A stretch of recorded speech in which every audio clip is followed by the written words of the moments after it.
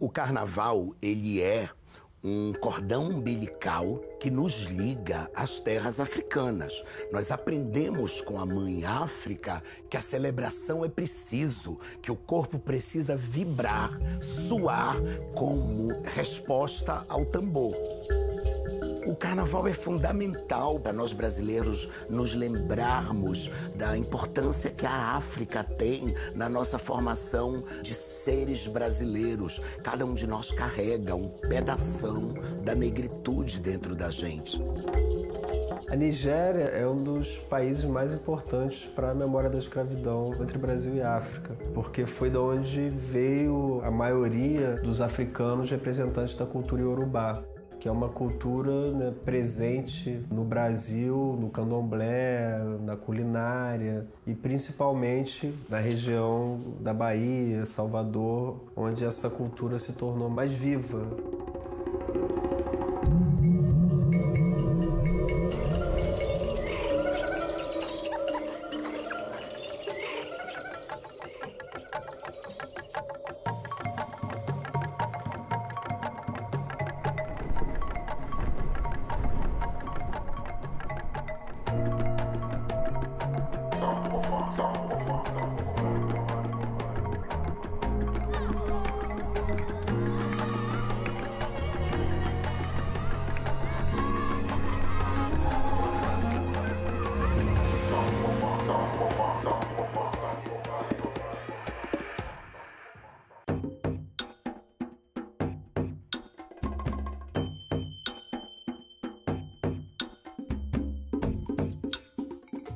Nossa viagem começou por Lagos, a maior cidade do país. É impressionante a quantidade de gente que vive em Lagos. Eu já tinha visto fotos e ouvido falar da cidade super populosa, mas quando você chega lá, você olha as comunidades mais simples, realmente é muita gente.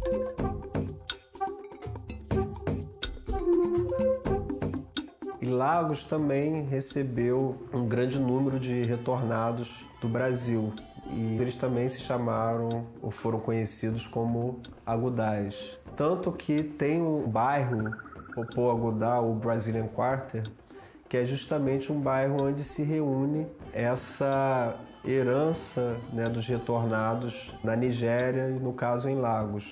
No Brazilian Quarter, nós percebemos, por exemplo, a influência da arquitetura brasileira nos antigos sobrados coloniais, poucos que ainda permanecem lá nesse espaço onde os brasileiros se reuniram, né? Ou os africanos e negros libertos que voltaram para a África. E ali a gente encontrou, por exemplo, uma mesquita chamada Salvador Mosque, que já mostrava essa influência dos retornados na Nigéria.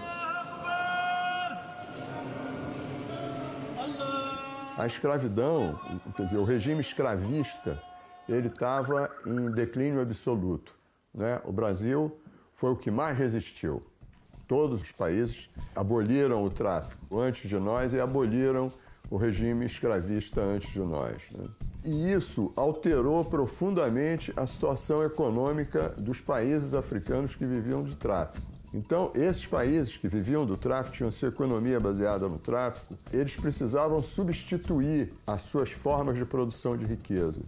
Nessa época, nesse mesmo momento, quer dizer, segunda metade do século XIX, as potências europeias, elas investiram pesadamente no colonialismo africano, quer dizer, em se apropriarem dos territórios africanos para fazerem desses territórios suas colônias. Uma investida vigorosa do imperialismo europeu. Os ingleses, que desde o começo do século XIX, eles fizeram da Nigéria uma trincheira contra o tráfico, quer dizer, eles aboliram o tráfico na Nigéria, ocuparam a Nigéria, Lagos principalmente, né? E a partir da Nigéria, eles combateram o tráfico do Benin, do Golfo do Benin, o tráfico do Daomé, a apreensão de navios era assim, frequente. Você sabia que se você fosse para Lagos, você não seria recapturado, porque a Inglaterra foi um dos países que mais pressionou Brasil e outros países escravistas para abolir o tráfico transatlântico por conta de seus interesses econômicos, por conta de um interesse, inclusive, no avanço da Revolução Industrial.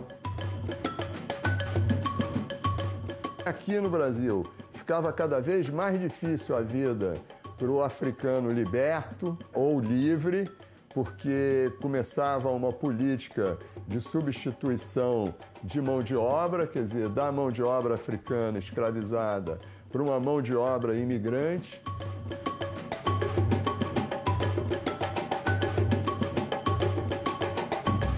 Com o Segundo Império, o Brasil desenvolveu efetivamente uma política de branqueamento e substituição de mão de obra. E isso fechava o mercado para os africanos livres.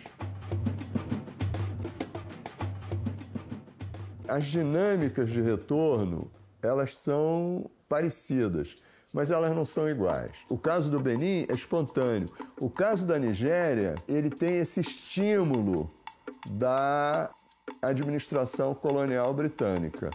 Eles promoveram uma imigração induzida para lá, inclusive pagando passagem.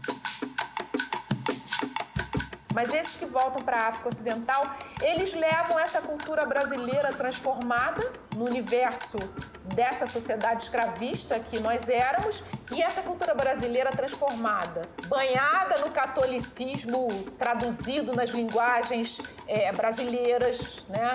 Influências africanas, ameríndias, ela chega à África e novamente lá vive transformações.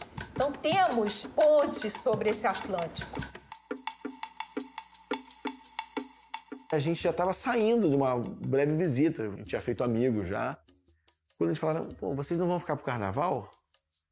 Como carnaval? Carnaval brasileiro, igualzinho, tem, a gente faz aqui. Eu falei, quando? Não, daqui a 3 dias. Tem churrasquinho na calçada também.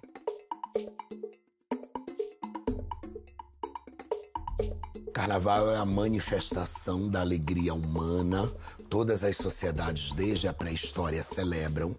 Elas celebram colheita, elas celebram espíritos, elas celebram as cerimônias, o casamento, o nascimento. Parece ser uma característica humana a festa, a celebração, a brincadeira.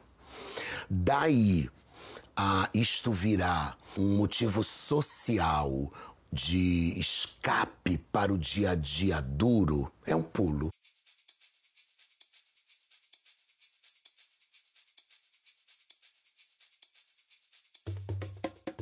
A gente presenciou o carnaval de rua, que eles chamam de carnaval brasileiro. Alas das diversas comunidades, com fantasias muito próximas às nossas, com adereços muito próximos aos nossos, cortando as ruas da cidade e terminando num estádio lotado, onde eles desfilam na frente dos jurados e da família real. Família real cercada de seguranças fortemente armados, porque o país vivia já uma instabilidade social muito grande. É engraçado que o Brasil é o país do carnaval, porque é aqui a sede do caldeirão cultural, da mistura. Aqui é que a gente, por uma libertinagem social, pela miscigenação mais à flor da nossa pele, é aqui que a gente vai produzir o melhor aspecto do carnaval internacional, que é essa misturada. E aí acaba que hoje a gente devolve para o mundo esse modelo. Então você tem escolas de samba no molde carioca, Japão, Inglaterra, Suíça, Argentina, Toronto, Canadá, África, para a própria África isso voltou. Então, assim, o brasileiro é o especialista internacional na manifestação carnavalesca.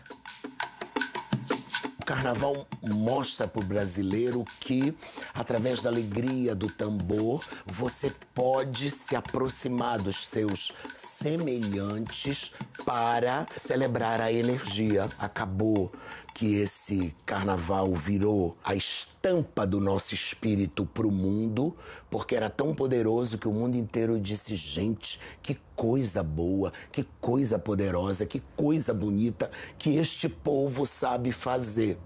E era em última análise, a expressão máxima dos ensinamentos negros. Então, há um tributo à negritude que o Brasil pagou, pagará, através da manifestação do carnaval. Uma característica interessante, era muito parecido visualmente o carnaval brasileiro, mas com música eletrônica. Ninguém avisou pra gente, então a gente chegou lá e falou, mas como assim? Parece que não casava. Saindo do estádio, a gente encontrou o churrasquinho que eles haviam mencionado anteriormente pra gente. Ele é todo feito na calçada, isto é, o boi vem junto com o dono, é morto na calçada, é esquartejado na calçada, é cozido na calçada, é assado na calçada e é vendido na calçada. De lá, nosso objetivo era visitar os estados mais ao centro do país para conhecer um pouquinho dessa origem da cultura iorubá. Não pudemos conhecer, por exemplo, a antiga Oiô, porque já estava numa zona de domínio do Boko Haram. Então, nosso guia falou, a partir dali eu não garanto. A gente foi direto para Ileifê, conhecer o Palácio Real. A primeira coisa que nos chamou a atenção foi o corte de cabelo dos guardas reais. Eles têm metade do cabelo raspado e outra metade com máquina 3, vai. É muito interessante, que aquilo ali identifica que ele é um soldado do Palácio Real. Ileifé é o lugar onde teve início essa dinastia dos orixás, né, dos ancestrais que depois foram cultuados no Brasil. Então nós fomos a vários lugares que eram lugares de assentamento desses ancestrais. Ileifé era a capital, né, o lugar onde eles surgiram e passaram a cultivar essa dinastia. A gente saiu para o templo de Oranian, que é o fundador da cultura iorubá. Fomos recebidos pelo guardião do espaço, não nos deixou entrar nos jardins, que era a parte de trás da casa, onde estaria enterrado Oranian. Só ele entra. Então foi bastante importante perceber toda essa reverência aos orixás que é presente em Ileifé e na Nigéria de uma maneira geral, agora de uma maneira bem diferente da forma como nós estamos acostumados a ver aqui no Brasil. Por exemplo, a palavra candomblé não faz sentido para eles, né? Até porque é uma palavra banto. Então não existe candomblé enquanto um espaço que reúne diversos orixás. Os orixás na Nigéria, eles têm espaços próprios onde são cultuados, onde seus objetos são cultuados. Então tem essas aproximações e diferenças, mas os orixás, eles permanecem na Nigéria como ancestrais sagrados que são cultuados nos seus templos, nos palácios reais. Então é uma força que não se perdeu. E ainda é uma força de conexão com o Brasil, apesar das especificidades.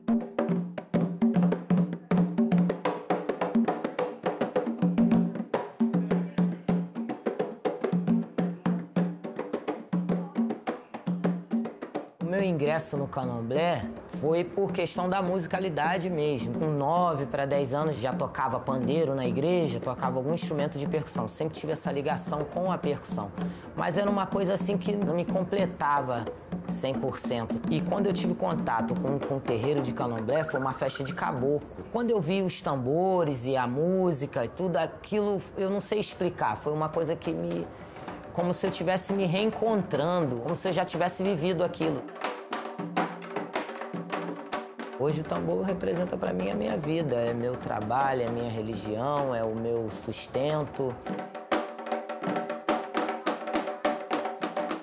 Quando eu estou tocando para os orixás, é uma conexão direta minha com aquele orixá. E é o meu transe, é a minha maneira de entrar em transe.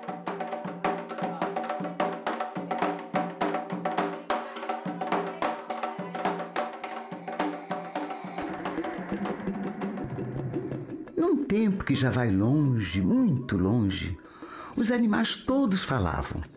Mas nesse tempo, bicho nenhum tinha rabo. Foi aí que Olorum, criador de todos os seres, quis aprimorar sua obra e decidiu colocar rabo em todos os animais. Só se esqueceu do cachorro. Então o rato, que era sempre perseguido pelo gato, resolveu aprontar uma intriga. Era a hora da vingança. Agora o gato vai me pagar. Foi assim que o rato procurou o cachorro e disse para ele: compadre cachorro, estou muito chateado com isso. Todo mundo tem rabo, só o senhor que não tem. E eu sei quem é o culpado disso. O rato disse para o cachorro que Deus tinha encarregado o gato de colocar o rabo em todos os animais. Mas o gato não colocou no cachorro só para ele não ficar mais bonito. O cachorro ficou furioso, saiu porta fora e o primeiro gato que ele encontrou meteu-lhe o pé, deu um bico no gato que foi parar longe, sem entender nada. Bem, depois disso, Deus foi lá e colocou o rabo no cachorro. Mas sabe que não adianta? Até hoje, gato e cachorro não se entendem de jeito nenhum.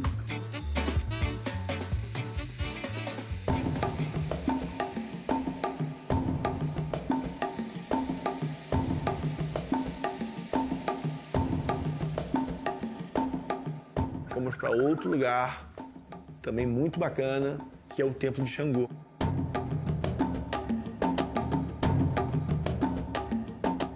Coço, nós conhecemos um sacerdote que guardava os objetos, que guardava a casa de Xangô. Ele falou pra gente que Xangô chegou até lá porque estava muito zangado por conta das disputas por poder no reino de Oió. E aí o ancestral desse sacerdote encontrou com ele e o convenceu a ficar em Coço, esse lugar onde Xangô teria vivido durante muito tempo. Ali eu estava numa salinha diante dos objetos pessoais que seriam de Xangô. As 2 espingardas, as cumbucas de comida.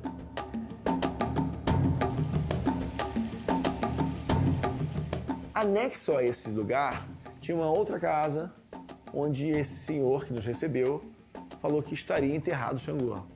Ali naquele cômodo, segundo ele, só o rei entra uma única vez antes de ser empossado, de assumir, e nunca mais entra.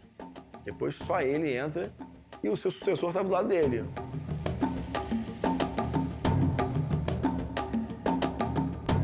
Outro lugar incrível que a gente visitou foi o Santuário de Oxum. É um parque natural, o muro já é todo desenhado, esculpido, a entrada é outra escultura. Lá dentro, várias e várias esculturas. Por quê? Porque tem uma europeia que foi para a região, se iniciou, bebeu da água da fonte Iorubá e construiu aquilo que é um santuário lindíssimo.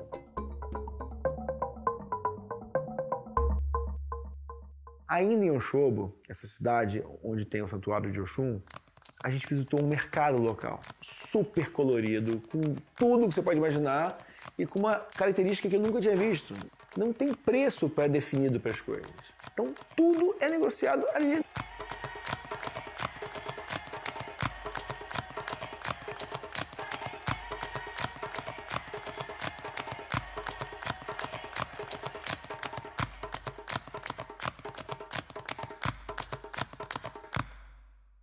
Abeokuta é a capital do estado de Ogum. O que significa Abeokuta? Debaixo da pedra, que era onde os locais se escondiam para fugir da dominação de um outro grupo que viria a possivelmente transformá-los em escravizados e mandá-los para o Brasil e para as Américas.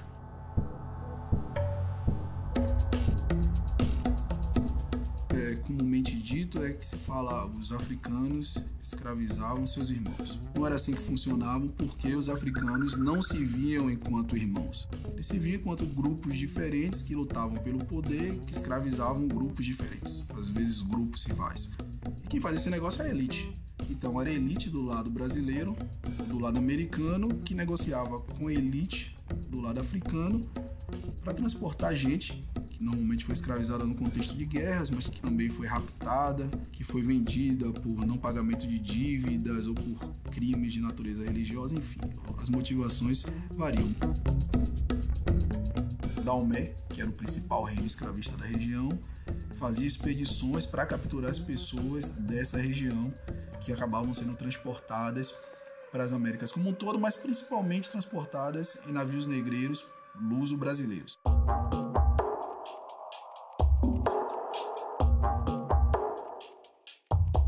Pegamos a estrada que beira o litoral em direção a Badagry.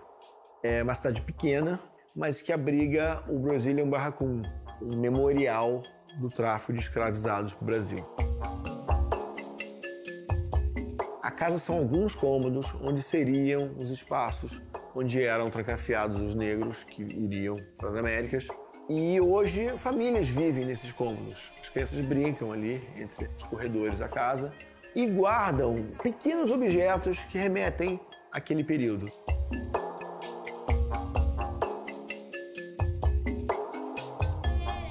Eles me mostraram um grilhão onde eram presos 2 escravos, um ao outro. O rapaz que nos recebeu botou num dos pés e eu vi um outro rapaz passando e pedi o favor a ele de colocar o outro pé ali. Então, na verdade, eu construí uma foto hoje retratando esse trágico episódio da história da humanidade que aconteceu há 150 anos atrás.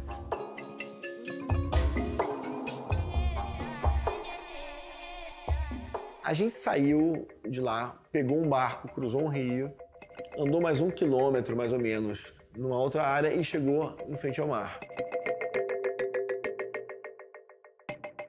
Esse quilômetro é muito forte, porque é uma caminhada, a mesma caminhada que os meus ancestrais fizeram séculos atrás. Você está indo para a praia, para o ponto de não retorno, onde eles embarcariam para o Brasil.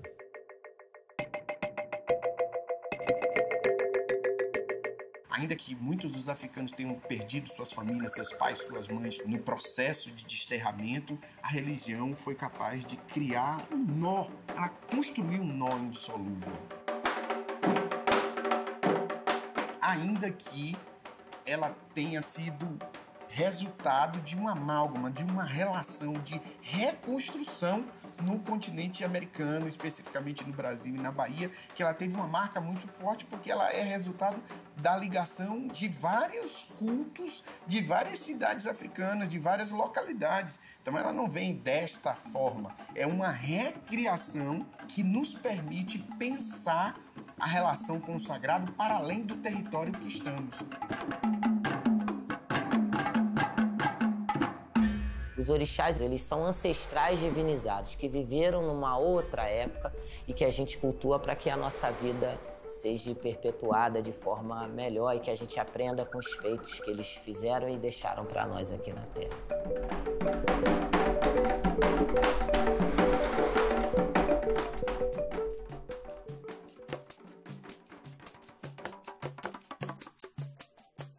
A Nigéria me chamou a atenção realmente como a cultura iorubá, de fato, permanece no Brasil, com suas características, com suas singularidades e, principalmente, como o culto dos orixás é muito forte lá, ainda que seja organizado de forma diferente no Brasil.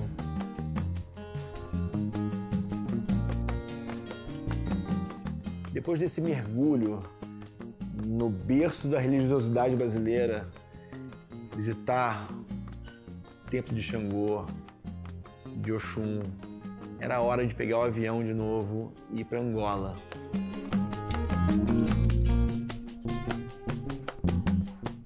A expectativa de ir para Angola era muito grande, principalmente porque de Angola partiu a maioria dos africanos escravizados para o Brasil. O que significa dizer que se de um lado a cultura iorubá ela é muito presente e muito forte por conta do seu apelo tradicional, por outro lado a cultura banto, que veio de Angola, daquela região central da África, foi a mais numerosa que chegou ao Brasil e que influenciou também bastante a sociedade brasileira da forma como nós a conhecemos, porque foi dali que surgiu o samba, a capoeira, no sentido de serem matrizes culturais que nós ressignificamos no Brasil.